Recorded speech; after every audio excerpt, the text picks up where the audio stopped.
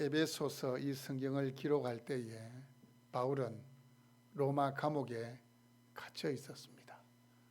로마 감옥에 갇혀 있는 그 사도 바울이 자신이 개척했던 에베소 교회를 향하여 그 교회를 사랑하는 마음으로 이 에베소서를 기록하고 있습니다. 그렇다면 여러분, 에베소서의 주제는 무엇일까요? 많은 사람들은 에베소를 보면은 교회에 대한 언급이 참 많이 나옵니다. 그래서 에베소서는 교회론을 이야기하고 있다 이렇게 이야기하지만, 에베소서를 자세하게 읽어보시면 삼위 하나님이 이루시는 구원에 대하여, 또 구원받은 그 구원의 은총을 입은 우리가 어떻게 살아가야 할지를 말씀하는 것이 바로 이 에베소서의 말씀입니다. 에베소서를 설교로 들으면 은혜가 됩니다. 감사가 되고, 우리가 이런 존재구나 감사가 되는데, 여러분 이번 주 집에 돌아가서 에베소서를 한번 읽어보십시오. 읽어보면 이 함축적인 내용도 많이 들어있고, 또 이 설명을 듣지 않으면 이해할 수 없는 내용들도 제법 있습니다. 존 맥케이라는 신학자가 있습니다. 이 존 맥케이는 14살 때 에베소서를 읽고 가슴이 뜨거워지는 경험을 했다고 합니다. 14살밖에 안 된 그 아이가 그때 그 심정을 글로 이렇게 표현하고 있습니다. 나는 새로운 세계를 보았습니다. 모든 것이 새로웠습니다. 나는 새로운 관점과 새로운 체험, 그리고 다른 사람들에 대한 새로운 태도를 갖게 되었습니다. 예수 그리스도께서 모든 것의 중심이 되었습니다. 여러분, 14살밖에 안 된 아이가 에베소서 말씀을 읽고 가슴이 뜨거워지는 체험을 하게 된 겁니다. 이번 한 주간 이 에베소서의 말씀을 깊이 묵상하시면서 존 맥케이가 경험했던 이 말씀의 은혜를 누릴 수 있기를 바랍니다. 그러기 위해서는 여러분, 이 에베소서 말씀을 읽으실 때에 기도하셔야 돼요. 하나님, 이해되지 않는 어려운 내용도 있고 신학적인 함축적인 내용도 있는데, 말씀의 영이신 성령님이 저희 마음에 역사해 주십시오. 말씀을 읽을 때에 가슴이 뜨거워지고 구원의 열정이 다시 한번 살아나는 그 은혜를 경험하게 해 주십시오라고 기도한 다음 말씀을 보게 되면 그 은혜가 임할 줄로 믿습니다. 에베소 안에 있던 그 교회를 이야기하는데, 이 에베소라는 이 도시가 어떤 도시인가를 잠시 여러분에게 말씀을 드리겠습니다. 그래야 이 에베소서 말씀을 이해하는데 좀 도움이 됩니다. 이 사도 바울 당시에 이 에베소는 로마, 알렉산드리아, 시리아의 안디옥과 더불어서 로마 제국에서 가장 큰 도시 가운데 하나였습니다. 인구가 한 20만에서 25만, 2000년 전에 20만에서 25만은 진짜 많은 겁니다. 인구가 진짜 많은 겁니다. 제가 살고 있는 중구 인구가 20만이 좀 넘는데 한 중구 정도 되는 엄청나게 큰 도시입니다. 지금은 아파트가 있어서 이렇게 오밀조밀 모여 살지만, 이렇게 고층 건물이 없는 상태에서 20만, 25만이 산다고 해보십시오. 진짜 큰 도시입니다. 에베소에 살고 있는 사람들은 에베소가 세상의 전부입니다. 세상의 전부처럼 느껴지는 도시입니다. 정치적으로는 아시아의 속주의 수도였고, 또 경제적으로는 소아시아 서부 지역에서 가장 부유했던 상업의 중심지입니다. 비록 로마의 다스림을 받고 있지만 그 아시아의 주수도였기 때문에 거기 살고 있는 사람은 자부심이 있습니다. 또 상업의 중심지니까 요게 많습니다. 요게 돈이 많다 보니까, 여러분, 돈이 많으면 어떻게 됩니까?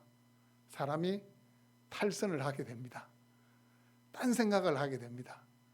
죄 지을 생각을 하게 됩니다. 그리고 이 에베소는 온갖 우상을 섬기는 우상의 도시였는데, 특별히 아데미 여신을 섬기는 아주 화려하고 웅장한 신전이 있었다고 합니다. 그 신전은 고대의 7대 불가사의 중에 하나였다고 합니다. 그 크기와 웅장함과 화려함이 어마어마했기 때문에 지금은 남아있지 않습니다. 튀르키예 셀주크라는 곳에 가면 이 에베소의 이 흔적들이, 유적들이 지금 남아 있다고 합니다. 이 에베소는 바울이 3차 선교 여행 때 이 에베소에 들어가게 되었고, 그곳에서 복음을 전해서 에베소 교회를 세웠습니다. 처음 3달 동안은 유대인의 회당에서 복음을 전했고, 또 여러분도 들어봤을 것입니다. 2년 동안에는 두란노 서원에서 이 에베소에 있는 사람들에게 하나님의 말씀을 전거했습니다. 여러분, 이 에베소서의 그럼 저자가 누구일까요? 에베소의 저자가 누구일까요? 예, 당연히 사도 바울입니다. 우리는 그렇게 생각하는데 이 현대의 신학자들 가운데에서 이 성경을 비평학적으로 이렇게 보는, 성경을 보는 자들은 사도 바울이 저작이 아니다 그렇게 이야기합니다. 왜 사도 바울이 저작이 아니냐? 이렇게 읽어보니까 바울이 적었던 다른 서신들과 비교해 볼 때에 사용하지 않는 단어들이나 문체들이 너무 많다. 그리고 골로새서 성경하고 너무 유사하다. 문체가 길고 복잡한 것도 있고, 또 다른 서신들과 비교해 볼 때는 신학적인 차이도 있다. 그렇게 이야기하면서 사도 바울이 적은 것이 아니고 사도 바울 후대에 사도 바울의 제자나 추종자 중에 누군가가 기록했을 것이다. 이렇게 이야기를 합니다. 하지만 이러한 주장은 에베소서를 바울이 기록한 것이 아니다, 다르다라는 틀을 세워놓고 보니까 그렇게 보이는 겁니다. 에베소서가 다른 서신과 비교할 때 다른 점도 많지만 공통점도 더 많습니다. 골로새서와 내용상 비슷한 것은 거의 같은 시기에 기록됐기 때문에, 교회만 다르고 거의 같은 시기에 기록됐기 때문에 내용상 같은 부분이 있는 겁니다. 그리고 이 에베소서에 담겨있는 높고 깊은 그 신학적인 교훈들은 사도 바울이 아니면 감히 담아낼 수 없는 내용들입니다. 그리고 1절 말씀해 보시면 이 에베소에 편지를 보내는 그 발신자가 사도 바울이라고 밝히고 있습니다. 하나님의 뜻으로 말미암아 그리스도 예수의 사도된 바울은 누굽니까? 사도된 바울입니다. 바울이 에베소에 있는 교회에 이 편지를 보낸 겁니다. 자, 바울이 자신을 소개할 때에 누구라고 소개하고 있습니까? 그리스도 예수의 사도된 바울. 그리스도 예수. 이 바울이 진짜 자주 사용하는 표현입니다. 거의 서신서들마다 빠지지 않고 그리스도 예수의 사도된 바울, 이렇게 표현하고 있습니다. 그럼 바울이 자신을 그리스도 예수의 사도된 바울이다 이렇게 이야기하니까 자신의 사도된 것을 괜히 한번 드러내고 의시되려고 하는구나. 그게 아닙니다. 그리스도 예수의 사도된 바울이라고 직접적으로 밝히고 있는 이유는 나는 그리스도 예수께 속한 사람이다. 나는 그리스도 예수를 위해 살아가는 사람이다. 나는 사람에게 충성하는 사람이 아니라 예수님께 충성하는 사람이다. 이걸 밝히기 위해서 그리스도 예수의 사도된 바울은 이렇게 이야기합니다. 그리고 그리스도 예수의 사도라는 이 고백은 자기의 유익이나 자신의 영광을 위해서 사도의 권위를 사용하지 않겠다는 고백입니다. 오직 하나님의 영광, 오직 교회의 유익을 위해서 사도의 직분을 감당하겠다는 자기 고백입니다. 여러분, 교회의 모든 직분은 하나님의 영광과 교회의 유익을 위해서 주어주신 것입니다. 군림하라고, 자신을 주장하라고, 자신을 나타내라고 주신 직분이 아닌 것 여러분이 알고 있을 겁니다. 우리의 직분 앞에는 그래서 그리스도 예수라는 말이 꼭 들어가야 됩니다. 그리스도 예수. 우리의 이름 앞에도 그리스도 예수라는 이름이 꼭 들어가야 됩니다. 여러분, 바울과 관련해서 이런 이야기를 들어보셨을 겁니다.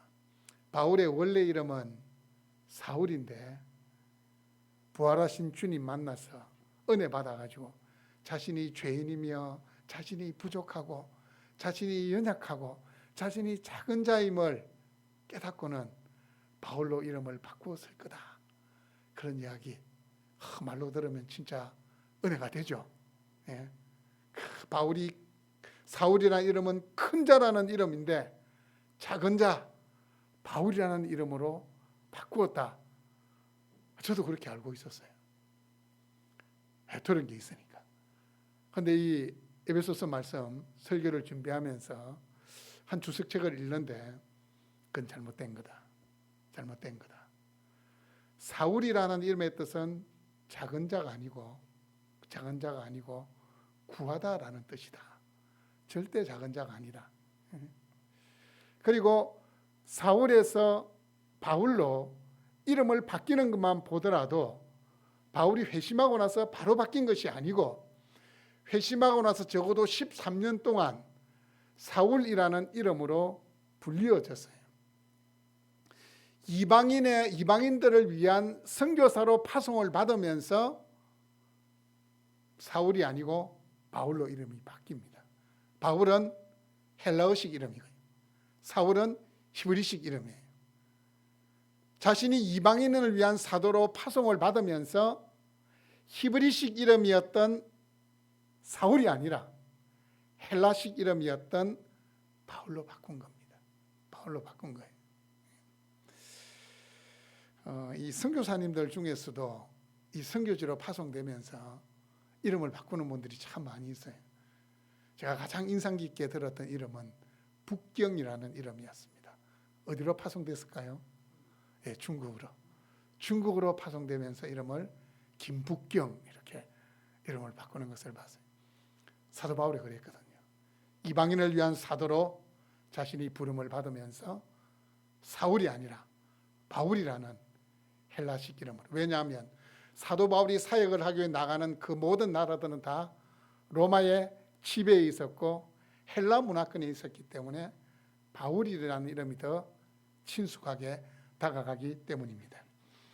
에베소서의 수신자는 오늘 말씀해 보니까 에베소에 있는 성도들과 그리스도 예수 안에 있는 신실한 자들, 성도와 신실한 자는 동의어로 봐야 됩니다. 성도, 신실한 자. 여러분, 성도 뭐라고 제가 말씀드렸습니까? 거룩한 무리가, 거룩한 사람들이 성도입니다. 이 성도라는 이 호칭만 해도 진짜 영광스러운 호칭이에요. 우리를 구별받은 사람이라고.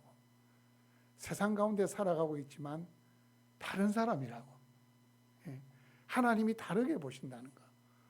얼마나 영광스러운 겁니까? 우리를 거룩한 사람으로 불러주시는 게 얼마나 영광스러운 사람입니까? 그런데 어떤 분은 착각하는 분이 있어요. 나는 본성적으로 착하고 나는 본성적으로 거룩한 삶을 살기 때문에 나는 성도라 불릴 자격이 있다. 천만에 성경을 몰라서 그렇습니다. 성경을 보십시오. 우리는 본질상 진노의 자녀다. 우리는 본질상 불순종의 아들들이다. 우리가 본성으로는 하나님 앞에서 거룩히 여기심을 만한 자격이나 조건이 요만큼도 없습니다. 하나님이 우리를 거룩하다 해주셨기 때문에 거룩한 겁니다. 하나님이 우리를 창세전에 선택해 주셨고 예수 그리스도의 십자가의 공로로 우리의 죄를 용서해 주셨기 때문에 우리는 거룩한 자가 된 겁니다. 하나님의 소유가 됐기 때문에 구별받은 자, 거룩한 무리가 된 겁니다. 여러분, 이 신실한 자라는 이 말은 성숙한 신앙의 인격을 가진 자, 그런 의미입니다. 성숙한 신앙의 인격을 가진 자. 다시 말씀드리면 성도는 세상에서 어떻게 해요? 성숙한 신앙 인격을 가진 자로 살아가야 된다는 말입니다. 여러분, 바울이 에베소에 있는 성도, 그리고 말씀해 보면 뭐라고 했습니까? 그리스도 예수 안에 있는 신실한 자들이라니까 두 개를 나눠서 이야기하는 것 같죠. 두 개를 나눠서 이야기하는 것이 아니고 에베소에 있는 성도들 곧 그리스도 안에서 신실한 자들 같은 말입니다. 성도하고 신실한 자가 같은 의미로 같이 지금 호칭하고 있는 겁니다. 제가 이 신실한 자를 요즘 말로 한번 바꿔봤어요. 믿을 수 있는 사람. 저 사람은 믿을 수 있는 사람이다. 저 사람은 정직한 사람이다. 저 사람은 성실한 사람이다. 저 사람에게는 내 어떤 고민을 이야기해도 들어주고 비밀을 지킬 수 있는 사람이다. 본받고 싶은 사람. 이게 지금 우리말로 하면 신실한 자라는 뜻입니다. 여러분, 우리 세상 속에서 이런 호칭을 이런 식으로 우리가 인정을 받을 수 있어야 됩니다. 적어도 예수 믿는 자들은 세상 가운데서 성숙한 신앙 인격자로 인정받을 수 있어야 됩니다. 여러분은 울산에 있는 성도요 신실한 자임을 기억하십시오. 아마 사도 바울이 우리에게 편지를 보냈다면 울산에 있는 성도여 그리스도 안에 있어 신실한 자들에게 이렇게 보냈을 겁니다. 사도 바울은 은혜와 평강이 에베소 교회에 함께 있기를 축복합니다. 이건 계속 사도 바울이 그의 서신마다 계속해서 하나님의 은혜와 평강을 축복하고 있습니다. 은혜라는 것은 헬라식 인사입니다. 은혜가 있을지어다. 그러면 평강은 어떤 인사겠습니까? 히브리식 인사입니다. 샬롬이라고 인사하는 히브리식 인사입니다. 이건 편지 서두에 의례적으로 사용하는 상투적인 용어가 아니고 정말 사도 바울의 마음에는 그 에베소 교회가 하나님의 은혜 가운데 하나님의 평강 가운데에 머물기를 원하는 그 간절한 마음을 담아서 은혜와 평강이 너희에게 있을지어다. 여러분, 하나님 아버지께서 주시는 그 은혜와 평강이 여러분의 삶을 주장하는 여러분의 삶에 충만히 부어지는 한 주간이 될 수 있기를 주님의 이름으로 축복합니다. 하나님의 은혜와 평강을 누릴 수 있기를 바랍니다. 여러분, 이 3절에서 가장 눈에 띄는 구절이 어떤 구절입니까? 3절을 한번 보십시오. 3절에서 가장 눈에 띄는 구절이 뭡니까?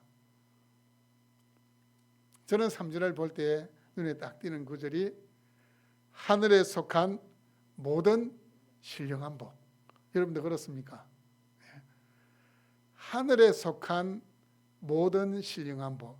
그냥 하늘에 속한 모든 복 해도 되는데 하늘에 속해 있고 신령한 복이다. 하늘과 신령한 건 이 동의어인데 두 번 반복을 하는 거예요. 그만큼 큰 복이고 특별한 복이라는 것을 이야기하기 위해서 하늘에 속한 모든 신령한 복. 하늘에 속한 모든 신령한 복 이러니까 여러분 좀 특별함이 느껴지지 않습니까? 아, 이건 아무나 받을 수 있는 게 아니구나. 아무나 받을 수 있는 게 아니구나. 3절을 제가 한번 읽어보겠습니다. 찬송하리로다. 하나님 곧 우리 주 예수 그리스도의 아버지께서 그리스도 안에서 하늘에 속한 모든 신령한 복을 우리에게 주시되. 누구에게 주신다고 말씀하고 있습니까? 나한테. 우리한테 주신다고. 어떤 복을요? 하늘에 속한 신령한 모든 복을 우리에게 주신다. 정확하게는 그리스도 안에서 우리에게 주신다. 그리스도를 믿는 우리에게, 그리스도 안에 있는 우리에게, 그리스도와 연합한 우리에게 그 하늘에 속한 모든 신령한 복을 주신다고 말씀합니다. 이 말을 뒤집어서 이야기하면 그리스도를 떠나서는 구원도 없고 신령한 복도 없고 교회도 존재할 수 없다는 말입니다. 요한복음 15장 5절에서 우리 주님이 하신 말씀이 떠오릅니다. 나는 포도나무요 너희는 가지라. 그가 내 안에 내가 그 안에 거하면 사람이 많은 열매를 맺나니, 그 뒤가 중요합니다. 나를 떠나서는 너희가 아무것도 할 수 없습니다. 나를 떠나서는 너희가 아무것도 할 수 없습니다. 우리가 그리스도 안에 있을 때에 가능하다는 겁니다. 여러분, 예수님만이 오직 하나님께서 정하신 유일한 구원자입니다. 하나님은 태초부터 그리스도 안에서 구원 사역을 시작하고 성취하시기로 작정하셨습니다. 하늘에 속한 모든 신령한 복을 주시는 것도 그리스도 안에서 행해졌습니다. 자기 백성을 예정하고 선택하신 일도 그리스도 안에서 일어났습니다. 자기 백성을 죄의 속박에서 구원해 내는 일도 오직 그리스도 안에서 일어났습니다. 그렇다면 여러분, 이 하늘에 속한 신령한 복이 뭘까요? 하늘에 속한 신령한 복. 이 신령한이라는 이 단어는 성령께 속한이라는 의미로 받아들일 수 있습니다. 성령께 속한 신령한 모든 복. 우리는 성령님을 이야기할 때 신령하다 이야기하잖아요. 신령하다. 성령의 은사를 받으면 저분 참 신령한 분이다. 왜요? 성령님이 신령한 분이니까요. 성령께 속한 그 신령한 복을 받는다, 이렇게 이야기하는데, 성령을 통해서 주어지는 복인데 그 복이 뭐냐? 4절 말씀해 보시면 하나님이 우리를 하나님의 자녀로 선택한 것이 신령한 복이다 이야기합니다.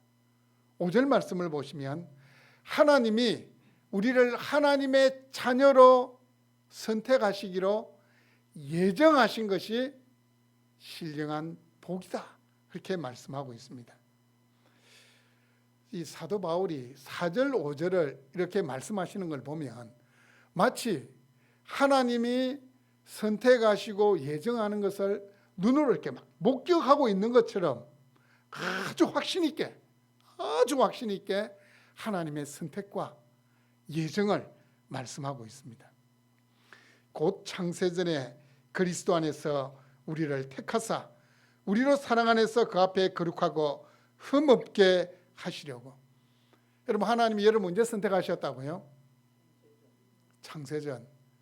진짜 놀라운 일입니다. 창세전이라는 게 무슨 말입니까? 이 세상을 만들기 전에 하나님의 계획 속에는 여러분을 하나님의 자녀로 선택하신 그 계획이 들어있었다는 겁니다. 그럼 놀랍지 않습니까? 내가 지금 이 땅에 존재하는 것이 우연이 아니라는 겁니다. 내 삶은 아무렇게나 버려진 삶이 아니라 하나님께서 계획하시고 인도하시는 삶이라는 겁니다.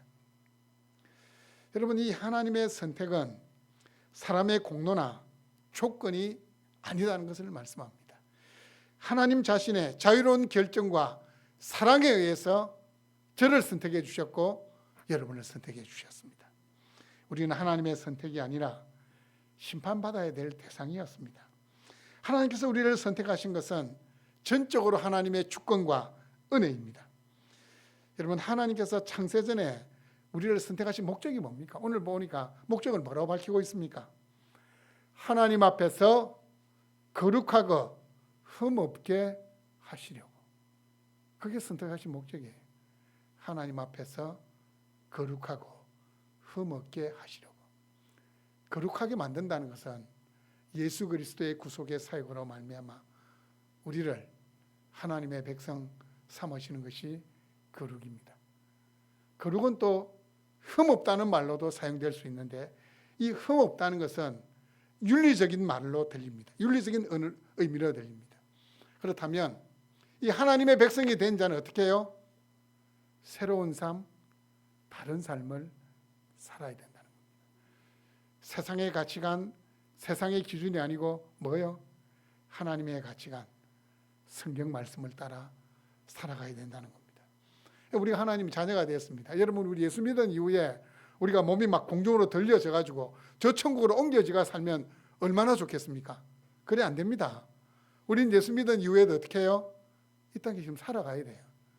하나님께서 우리에게 허락하신 그 생명의 연수를 다해서 이 땅을 살아가야 돼요. 이 땅을 살아가야 되는 자들이기 때문에 거룩하고 흠없다는 이 말이 영적인 의미로도 들리지만, 신앙적인 의미로도 들리지만, 윤리적인 의미로도 우리에게 적용해야 됩니다. 하나님의 백성으로 다르게 살아가는 존재라는 사실입니다. 이 땅에서 하나님을 믿고 살아가는 존재들이 어떤 존재인지를 보여주도록 하나님 우리를 선택하셨다는 말씀입니다. 거룩하고 흠없게 살아가기 위해서는 우리 힘만으로는 안 됩니다. 성령님의 도우심이 필요합니다. 성령을 가까이 하면 우리 삶에 거룩이 임할 줄로 믿습니다. 우리 삶이 흠없는 삶으로 변화될 줄로 믿습니다. 5절 말씀을 보시면 하늘에 속한 모든 신령한 복은 또 다른 하나로 말씀되고 있습니다. 그 기쁘신 뜻대로 우리를 예정하사 예수 그리스도로 말미암아 자기의 아들들이 되게 하셨으니, 하나님께서 우리를 하나님의 아들로 입양하시려고 예정하셨습니다. 예정하셨다는 것은 미리 결정한 겁니다. 미리 결정한 것. 우리의 구원을 이루어 가시는 하나님의 주도권을 강조하는 겁니다. 우리가 하나님 자녀된 게 하나님이 갑자기 그거 빠뜨렸네. 노민석이 빠뜨렸다. 안 되겠다. 하나님 자녀 삼아야 되겠다. 이게 아니라는 거예요. 하나님이 미리 예정해 주신 거예요. 미리 예정해 주신 거예요. 예정. 하나님의 주도권을 강조하는 겁니다. 하나님은 아직 이 땅에 사람이 만들어지기도 전에 자신의 백성 삼을 사람을 미리 결정했습니다. 이 예정이라는 것도 인간적인 자격, 공로 아무런 관계가 없습니다. 크신 하나님의 사랑이고 은혜입니다. 오직 하나님의 사랑과 긍휼하심이 우리를 하나님의 자녀로 예정케 하셨다는 겁니다. 바울은 사랑 안에서 우리를 예정하셨다 이렇게 말씀합니다. 자기의 아들들이 되게 하셨다. 이걸 다른 말로 하면 양자삼음입니다. 양자삼음. 여러분 로마 법에서는 양자가 되면 과거를 완전히 청산하고 새로운 삶을 살게 됩니다. 보통 로마 이렇게 관련된 영화들을 보시면 가끔씩 양자들이 나옵니다. 귀족들이 보통 자신의 아들들이 보면 조금 이렇게 우둔하면 이 똑똑한 아이를 양자로 삼습니다. 그 양자도 똑같이 재산, 아버지가 나누어주는 권한 똑같이 가지게 됩니다. 새 아버지의 아들이자 상속자의 자격과 권리를 똑같이 부여받습니다. 우리가 하나님의 아들로 입양되었다는 것은 원래 하나님의 아들이 아니었다는 사실을 전제합니다. 말씀드렸습니다. 우리는 불순종의 아들들이었습니다. 본질상 진노의 자녀였습니다. 이런 우리를 하나님께서는 예수 그리스도를 통해서 아들로 삼으시려고 예정하신 것입니다. 하나님의 아들로 받들어진 자들은 아들의 법적인 신분을 소유하게 되고 아들의 특권을 누리게 됩니다. 하나님께서 미리 예정하시고 그 예정하신 바를 예수 그리스도를 통해 성취하셨습니다. 그렇다면 하나님께서 우리에게 이 하늘에 속한 신령한 복을 주신 이유가 뭘까요? 하나님 왜 우리에게 이 하늘에 속한 이 신령한 복을 우리에게 주셨을까요? 우리를 선택하시고 우리를 예정하셨고 예수 그리스도를 통하여 그 구원 성취하시고 성령을 통하여 우리에게 그 구원을 적용하신 때가 되면 때가 되어서 우리를 성령을 통해서 불러주신 하나님의 자녀로 불러주신 그 이유가 무엇일까요? 그냥 간단하게 이야기하면 지금 여러분 이 자리에 앉아있는 게 그 이유입니다. 하나님을 예배하라고, 하나님을 예배하는 자들이 되라고 창세전에 선택하시고 예정해 주신 거예요. 세상에 헛된 것 예배하는 자들이 아니라 하나님을 예배하는 자들이 되라고. 이는 그가 사랑하시는 자 안에서 우리에게 거저 주시는 바 그의 은혜의 영광을 찬송하게 하려는 것이라. 은혜의 영광을 찬송하도록 우리를 선택하시고 예정해 주신 그 신령한 복, 그 하늘에 속한 복을 우리에게 주셨다는 겁니다. 아무런 자격이 없는 우리에게 창세전에 택하시고 예정하여 하나님의 자녀 삼으신 그 목적, 살아계신 하나님을 예배하기 위함입니다. 여러분, 우리가 할 수 있는 것, 그 은혜의 영광을 찬송하는 겁니다. 찬송이라는 것은 하나님께서 우리에게 베풀어 주신 그 은혜에 대한 반응입니다. 그 예배라는 것은 또 감사가 될 수 있는 겁니다. 감사가 될 수 있는 겁니다. 여러분, 이 찬송은 단지 이 입술의 고백만이 아닙니다. 입술로서 내가 찬송을 했다, 이게 다 끝난 게 아닙니다. 입술의 고백이 있으면 뭐가 있어야 됩니까? 삶의 고백이 있어야 돼요. 삶이 뒤따라가야 돼. 구원받은 하나님의 백성은 삶이 바로 찬양이라는 겁니다. 삶이 또 다른 찬양이라는 겁니다. 제가 이 에베소서 말씀을 쭉 준비하면서 아내에게 그런 이야기를 했습니다. 여보, 말씀을 준비하고 나니까 설교가 조금 딱딱한 것 같아. 받아들이는 성도의 입장에서는 된 밥을 먹는 것처럼 느껴질 수도 있겠다. 그런 이야기를 했습니다. 하지만 이 에베소서의 말씀은 심한 진리를 담고 있습니다. 그 첫 번째의 출발이 삼위 하나님이 우리를 구원하시는 그 구원에 있어서 첫 번째로 던지는 것이 하나님의 선택, 하나님의 예정입니다. 언제요? 이게 언제 일어났다고요? 창세전에, 이 세상이 지음받기도 전에 하나님의 계획 속에는 우리가 들어있었습니다. 우리 헤리티지 교회가 들어있은 겁니다. 우리를 하나님을 예배하는 자로 선택해 주시겠다는, 예정해 주셨다는 이 놀라운 진리가, 이 은혜가 들어있었다는 겁니다. 그럼 이 하나님의 선택과 예정을 받은 우리, 여러분, 한 주간 살면서 어떤 자세로 살아야 될까요? 우리 찬송하는 삶이 돼야 되는데, 입술에도 찬송이 나와야 되지만 구체적으로 어떤 삶을 살아야 될까요? 제가 하나님 어떤 삶을 살아야 됩니까? 라고 잠시 물었는데 하나님이 찬양을 하게 생각하게 해주셨어요. 행복이라는 찬양인데 그 가사를 제가 한번 읽어드리겠어요. 제가 노래를 부르지 않겠습니다. 제가 이게 지난주 설교 시간에 노래를 불렀더니만 제가 지인 어떤 집사님이, 목사님 예배 시간에 찬송 좀 부르지 마세요 그러더라고요. 저는 제 딴에는 은혜가 막 됐는데 이 방송으로 듣기에는 조금, 그래서 가사만 한번 읽어드리겠습니다. 화려하지 않아도 정결하게 사는 삶.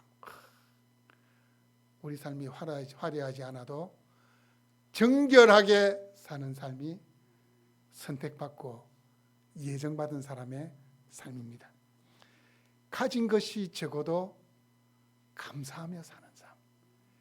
이게 하나님의 선택과 예정받은 사람의 삶입니다. 가진 것이 적어도 다른 사람과 비교하지 않고 그 가진 것에 만족하고 감사하며 사는 삶입니다. 그리고 내게 주신 작은 힘 나눠주며 사는 삶. 하나님이 내게 주신 것 중에서 일부를 나눠주며 살 수 있는 것이 선택받고 예정받은 이 은혜를 누리는 우리들의 삶이라는 겁니다. 사랑하는 여러분, 하늘에 속한 신령한 복을 받은 여러분, 울산에 있는 성도 여러분, 헤리티지 교회에 속한 여러분, 이번 한 주간의 삶이 하늘의 신령한 복을 누리고 또 나누어 줄 수 있는 성도로, 신실한 자로 살아갈 수 있기를 우리 주님의 이름으로 축복합니다. 아멘.